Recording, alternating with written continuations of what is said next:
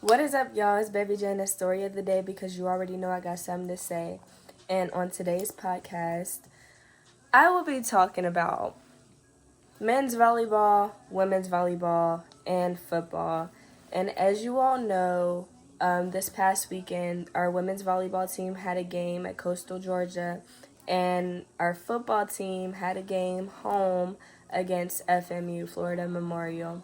And so I hope you are ready to get into the volleyball, get into the football. Let's go.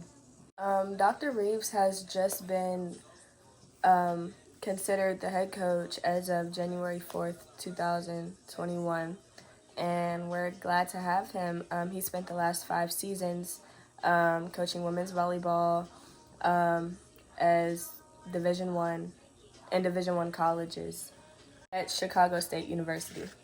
For our volleyball teams, they have transitioned from NAIA to the NCAA Division II status at Edward Waters University.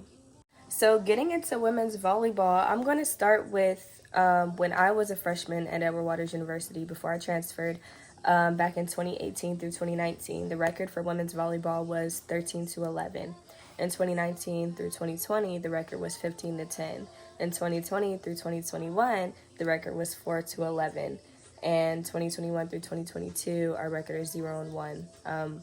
Sadly, we lost the game on Saturday, but that's okay because that's the only game that we're losing. I feel like for this season, the record is going to go, they played 28 games. I think the record is going to be 20-8. I'm hoping not to lose any, but looking at the past records, I feel like 20-8 is doable. I just want to talk about 2 of the players from Edward Waters University, which will be freshman Saudi Smith. She had 22 kills, and Ariella Souza, she is a junior, and she had 12 kills. Saudi Smith is from the Dominican Republic, and Arielle is from Sao Paulo, Brazil. And so as far as women's volleyball goes, I wish a good luck to the players for our volleyball team. Also, the next game will be played at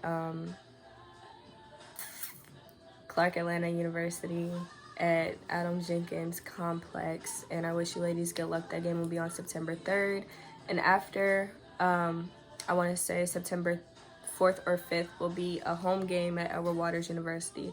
So I hope everybody goes and supports our volleyball team. Good luck this season, and yeah. So as far as men's volleyball goes, since men's volleyball is a newly added sport to Edward Waters University, there's not a lot of information on the athletic page about it. There's not a schedule. There's no roster.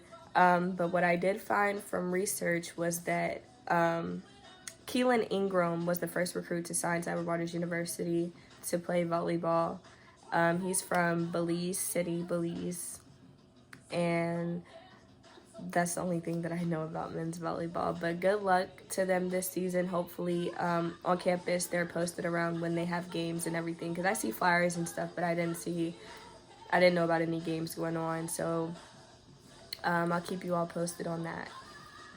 So moving on to football, shout out to Edward Waters University for building an actual athletic stadium on campus.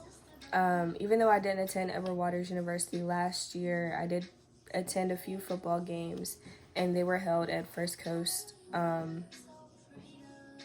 Christian School, Baptist School, but it's like 15 minutes away, so it's really nice to have a stadium on campus that's easy to get to and just easy for all the college kids to support their football team and athletics. Starting off, the head coach for football is Tariano Morgan. Tariano Morgan was hired as a head coach in April of 2021, so he is new to Edward Waters, but he has had many years of experience coaching high school and collegiate football programs.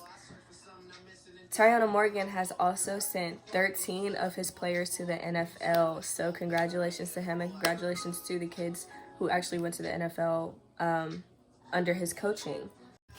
For adding on to more information about the stadium that was built this year for Edward Waters University, it is a $4.3 million complex made at Edward Waters.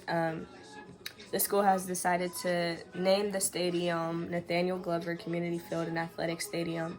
And yeah, so getting into the actual Edward Waters University football team, this game that was played on Saturday was our first game in the NCAA Division II bracket.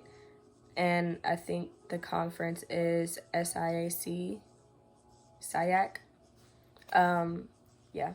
So starting with the record of our football team from 2018 through now. In 2018 through 2019, the record was 4-7. In 2019 through 2020, our record was 1-10. In 2020 through 2021, our record was 1-2. And this year, 2021 through 2022, our record is 1-0, and that's because our first game was on Saturday, and we won 24-20 against Florida Memorial. And yeah, so getting into the stats of this game, I'm just gonna highlight who scored and yeah. So in the third quarter, FMU had a fumble, and Vashawn Stockman was able to fall into the ball in the end zone and make a touchdown for Edward Waters. This is followed by Angel Sevier, who made the field goal and making the score 13-10. EW finally getting the lead in the game. After that, following another was a touchdown made by Deshaun Hugie, which led the team even more, 17-10. Freshman Saquon Smith was able to make a touchdown from the 37-yard run, which put EW in the lead, and FMU didn't score anymore after that. Defensively, I want to shout out Javonte Jackson for intercepting.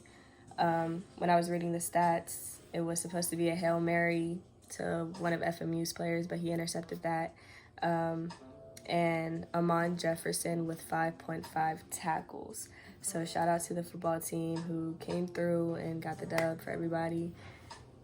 I believe this season that Edward Waters University can go 9-2. We can win 9 games, lose 2. I don't want to lose any games, but if we were to lose, I would only wish to. I feel like that would be appropriate looking at the record from the past years.